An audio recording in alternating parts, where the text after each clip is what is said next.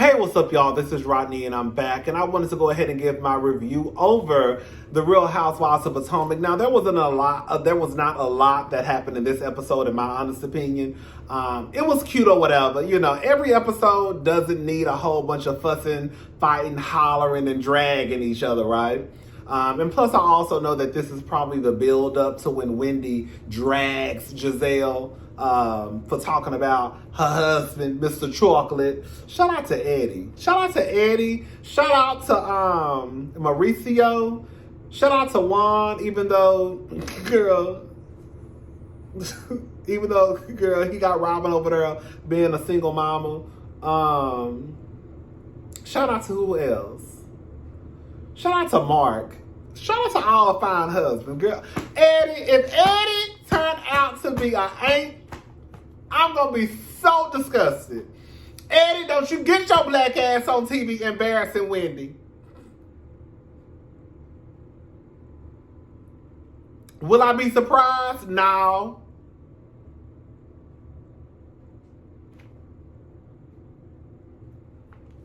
I guess we'll find out. Anyways, so let's go ahead and get into this episode. So Ashley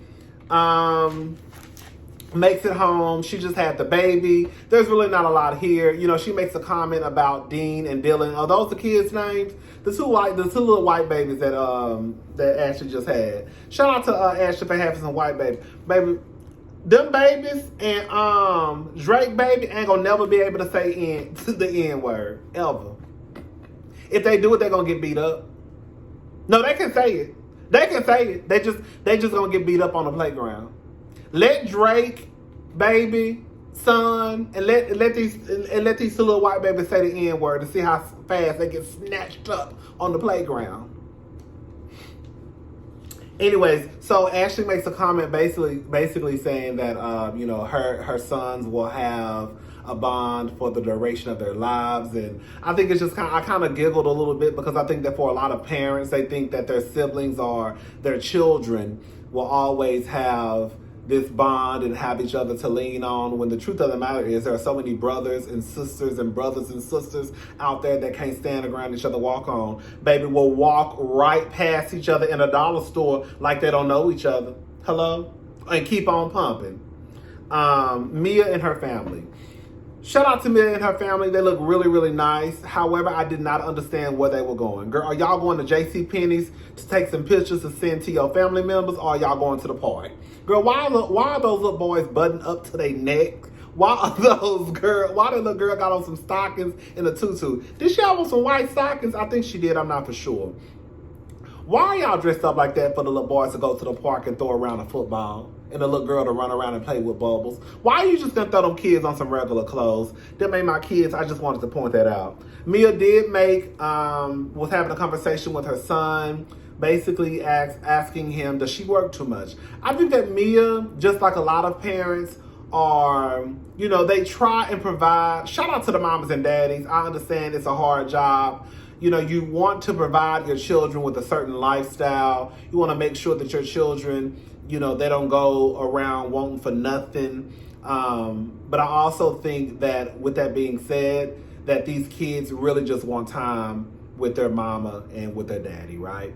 I understand it, though. I understand, especially when you hear about Mia's upbringing, why she would want to make sure that her kids are always good to go.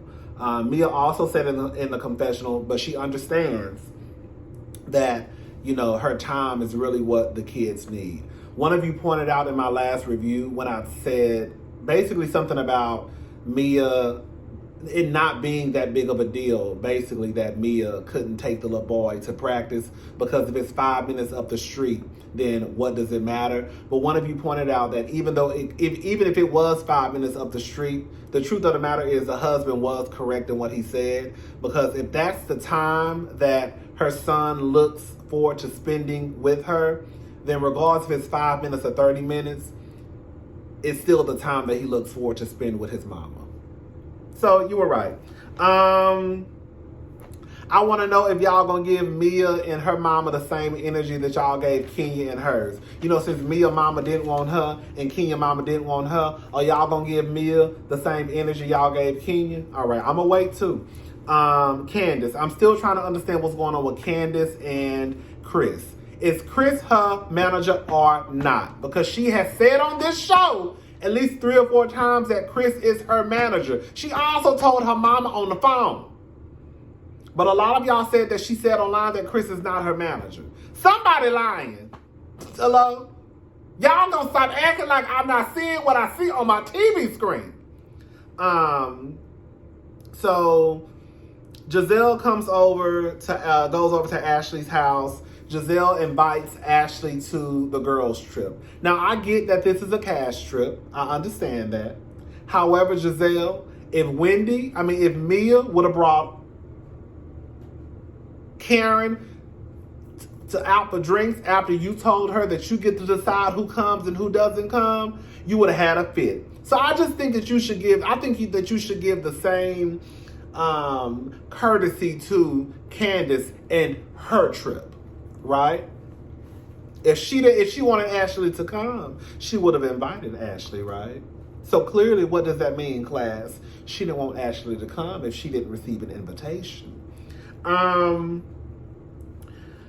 So here we go. Now they starting to plant the seeds that Eddie could possibly be cheating on Wendy. So she talks about Wendy coming to the party and basically nothing. She mentions Eddie, allegedly cheating on Wendy. Now, I remember seeing this in the blogs about Eddie allegedly cheating on Wendy. I don't know if it's true or not. Again, I wouldn't be surprised if it is true. Hopefully it's not. Ashley says, I don't think that Wendy would succumb to those rumors. And then Giselle says, true, but I didn't think she would get her booty and boobs done either. See, this is what Giselle is trying to do for the people who trying to play with me online. Giselle is trying to plant these seeds out here that there's a possibility. Yeah, I'm going to say that the story is fake, but did you hear about the fake story about Eddie, allegedly cheating on Wendy? But then also turn around and say, well, maybe it is true. That's why Wendy got her booty and boobs done. Y'all know exactly what Giselle is trying to do. I saw people online, for real, trying to defend Giselle, basically saying, well, she's going to say that it's a fabricated story. Yeah, she's saying that it's fabricated, but she's also trying to plant those seeds of, it possibly could be true. That's why Wendy got her ass and titties done. Don't play with me.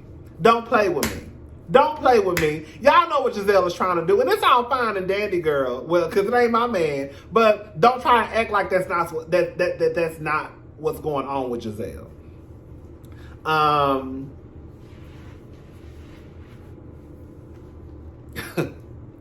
So Wendy is at home. I guess she's trying to do something for her class. I guess she's at a point where she's struggling with being herself and also being, I guess, a professor. I mean, the truth of the matter is, I think a lot of people, we do box people in. We pigeonhole people all the time. So if we hear that Wendy is a professor, then Wendy can't be the person who curses a bitch out or likes to drink or likes to twerk, or likes to listen to trap music. Because I think that for a lot of us, in our heads, we already have what a professor is supposed to act like. Like, I think that's why a lot of people get turned off by, like, Dr. Heavenly or some of the other doctors on television, because they have in their heads of, well, since you're a doctor now, this is how you're supposed to act. Well, the truth of the matter is, before, they've been themselves longer than they were probably a doctor. If that makes sense what I'm trying to say.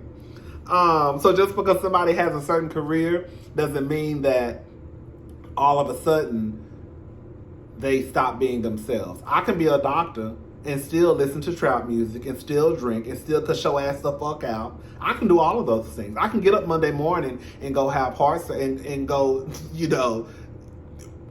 have heart surgery, and then on Saturday night, girl, have a cocktail in my hand, girl, doing the electric slide.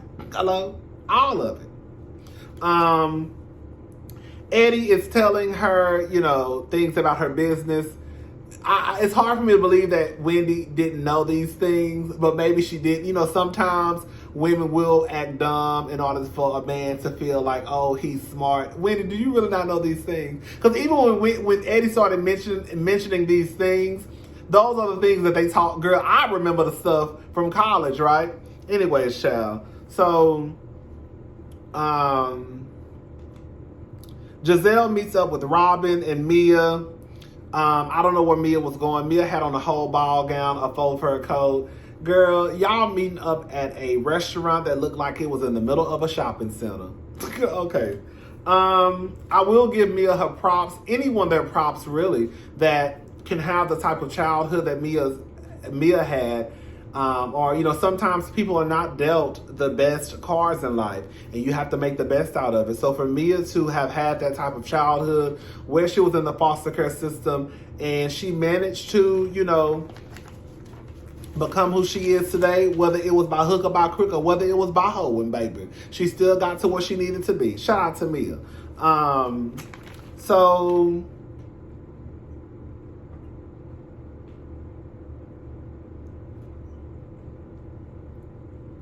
So anyways, Giselle, they go on the trip. Giselle's face when Karen got on that bus. So they talk about cameras being in their homes. I guess they don't trust their husbands with the kids. Girl, if y'all don't trust y'all husband with y'all kids, ooh, wee. I guess as far as like, girl, they might break her arm. The son, the husband might be in the living room watching TV. The little girl might hop off. I don't know, child. But they have to tune in. Make sure everything is going all right in the house. Candace tells Robin, "I want you to have another child." Candace, you don't even want kids. Quiet as it's kept. She's just afraid to say, "I don't want no goddamn kids." I get it, because people gonna crucify, that's like Candace, Quad, none of them hoes on kids. Ain't nothing wrong with it, because I don't want none either, but I know the energy that I get for saying I don't want kids is not the same energy that a woman gets for not saying she don't want kids. So they all get on the stripper pole. Candace looked like she was about to double dutch. Candace, what is you doing, girl? Karen did what her knees could do. Giselle, girl, looked a fool. Robin threw her coochie all into the pole. Girl, I didn't know what Wendy is like. She just spun around. Wendy looked like she was drunk and just spun around the pole and fell. Now, Miss Mia, I ain't gonna lie, Miss Mia did the damn thing. But Mia, bitch, you not gonna sit here and convince me your ass was not on the goddamn pole. Mia is not gonna convince me that was her first time doing that. Mia not gonna convince me that, girl, she wasn't throwing her body around the pole when she was a hoe. You hear me? Shout out to Mia. Girl, but I get it. Mia don't live there no more. But Mia, girl, that wasn't your first time on no goddamn pole. I was even looking at Mia like, oh, okay, Miss Thing. She did good. The house is absolutely gorgeous. The chef is a white chef. I want to know if that food was seasoned. They said President Obama stayed in the house. Candace, Mia, Giselle, and Robin are going to be in the home. Karen, Wendy, and Ascala will be in the cottage. Karen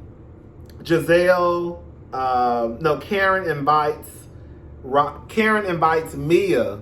No, Karen invites Wendy to, Karen is leaving to go to her hometown to do something.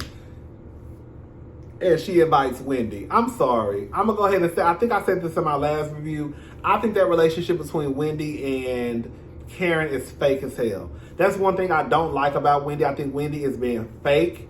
I think that she really don't fuck with Karen like that. But I think that Wendy is only fooling with Karen because of the backlash that she know that she will receive for having her foot on Karen's neck this season. I liked Wendy better last year when she came in with her foot on Karen's neck. I think now she's only doing it because of the fans. I really do. Anyways, and that makes her fake, right? Especially in this aspect as far as her relationship with Karen. Robin kicks Mia out of her room. Mia, this how I know Mia not that girl. I know it's just a room, and it ain't nothing we should be fussing, fighting, and clawing each other eyeballs out over.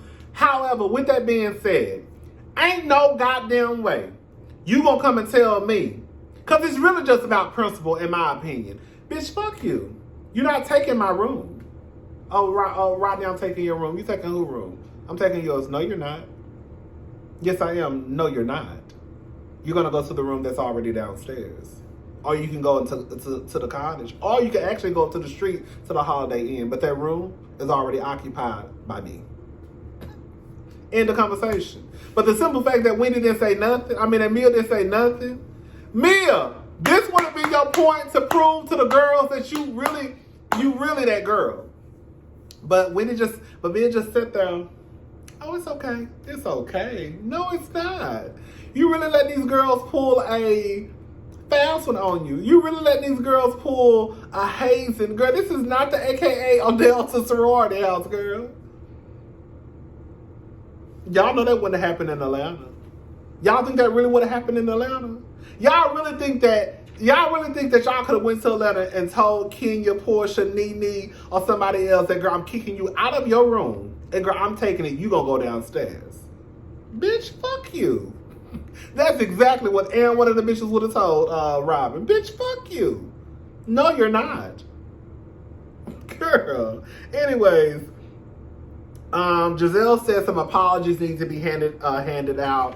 Karen says, "Are you talking to me?" This is the thing, and I wholeheartedly believe this. At the end of the goddamn day, even if Giselle did tell Ray, "Nigga, drop dead and die," she would have had every right to. Ray didn't have no business coming to Giselle's face, basically telling her, "Bitch, you getting old, and once you get old, you ain't gonna be able to pull no nigga. So you need to get one right now while you still young looking." That's what Ray told Giselle. Not in those exact words.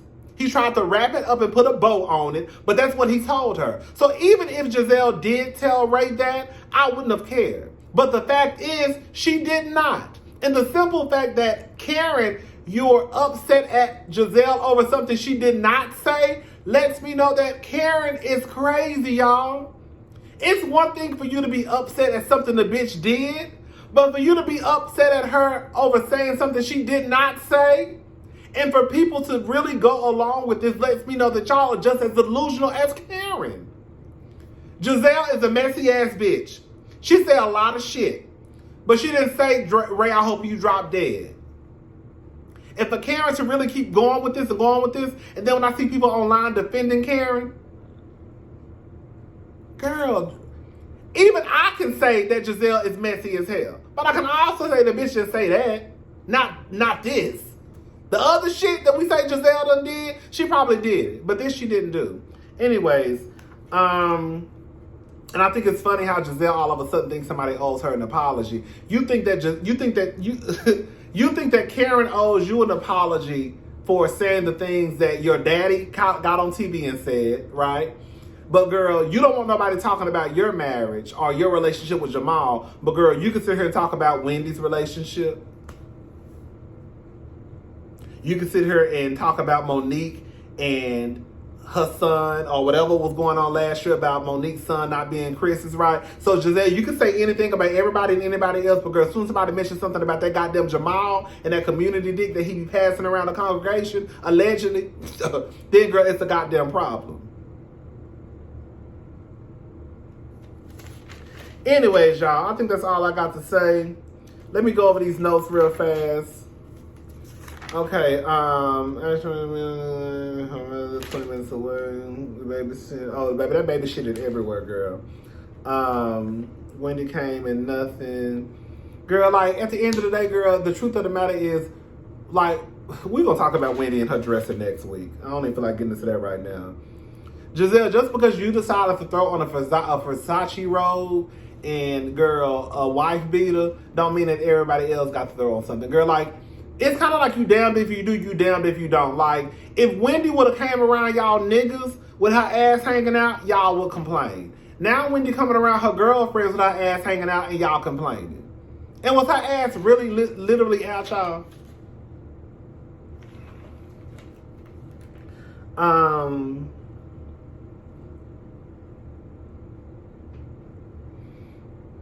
Oh, when Eddie was telling Wendy that she might need to let something go, I do think that's true. I think that in some situations, you can't have everything on your plate. It's the reason why a plate is only a certain size.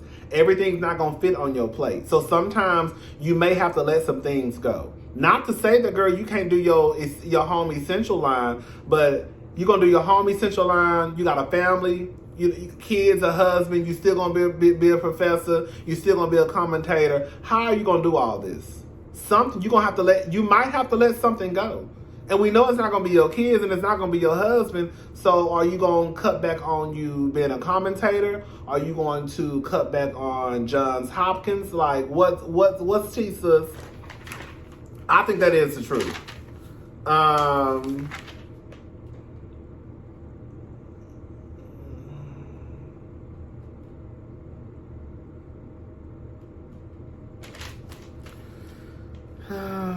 Girl, we're going to have this house jumping. That's what Mia said. I think Mia could be fun. I think Mia really could be I think Mia could be somebody who could be fun. I just think that with Mia, it's a lot of smoke and mirrors. I really do. I think that Mia tries so hard to make sure that she comes across as the rich white woman. And it's like, girl, you're not giving to me what you think you're giving. Instead of just being your true, authentic self, girl. I think that's what Wendy is struggling with as far as like the way that people perceive her, because they think because she's a professor that she's supposed to act a certain way, and then when she shows how she really is, it's like, oh girl, now you're doing too much. And I think that with Mia is the same kind of like the same thing kind of too, like, or to me Mia reminds me more of Monique. No tea, no shade. Like trying to be this, but girl, deep down, girl, you really the hood girl that'll cut a bitch, right? I don't know, girl. We still trying to figure out Mia. All right, y'all. That's pretty much it. That's it, y'all. All right, I'm gonna watch that's a lie. I was about to tell y'all a whole lie. I'm actually about to go look at a mattress. Bye, y'all.